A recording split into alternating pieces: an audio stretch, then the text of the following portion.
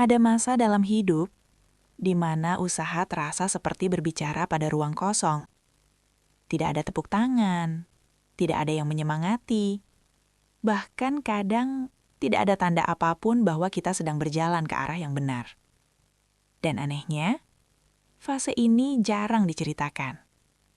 Ini bukan kisah tentang orang hebat. Ini kisah seseorang yang mungkin terlalu biasa untuk diperhatikan. Ia pernah ada di titik itu. Bukan orang yang paling pintar, bukan yang paling menonjol. Namanya jarang disebut. Kerjanya sering tidak terlihat. Setiap hari ia datang lebih awal, pulang paling akhir. Mengulang hal yang sama, bukan karena yakin, tapi karena tidak ada pilihan lain. Ia melihat orang lain melesat, mendapat hasil lebih cepat, lebih dulu diakui, lebih dulu sampai. Sementara dirinya masih di tempat yang sama. Dan di titik itu, pertanyaan-pertanyaan mulai muncul. Apakah semua ini sia-sia? Apakah aku hanya membuang waktu? Apakah usaha ini memang tidak cukup? Tidak ada yang bisa ia tanyakan. Tidak ada jawaban pasti. Jadi ia melakukan satu hal yang tersisa. Ia bertahan. Bukan karena yakin akan berhasil, tapi karena ia tidak tahu harus kemana lagi. Hari demi hari berlalu, tanpa sorotan, tanpa sorak-sorai. Usahanya tidak viral, prosesnya tidak dramatis, tidak ada momen besar yang bisa dibanggakan.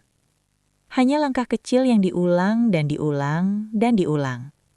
Sampai suatu hari, tanpa pengumuman besar, tanpa perayaan, sesuatu berubah. Bukan hidupnya yang langsung sempurna. Bukan masalahnya yang langsung hilang. Hanya satu pintu terbuka, satu kesempatan datang, satu hasil kecil muncul. Cukup untuk membuatnya berhenti sejenak dan berkata dalam hati, "Oh, ternyata tidak sia-sia." Saat itulah ia sadar. Hasil tidak datang karena ia paling cepat, bukan karena ia paling hebat. Hasil itu datang karena ia tidak pergi saat semua terasa sepi. Karena ia tetap berjalan saat tidak ada yang melihat. Karena ia memilih bertahan di hari-hari yang membuat orang lain menyerah. Mungkin inilah bagian hidup yang jarang diceritakan.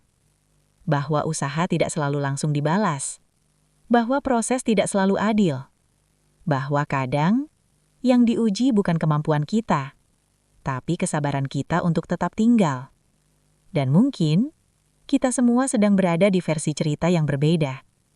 Ada yang sedang menunggu, ada yang hampir menyerah, ada yang berasa tertinggal. Jika kamu salah satunya, cerita ini bukan janji, bukan juga jaminan. Hanya pengingat pelan, bahwa tidak semua hasil datang tepat waktu.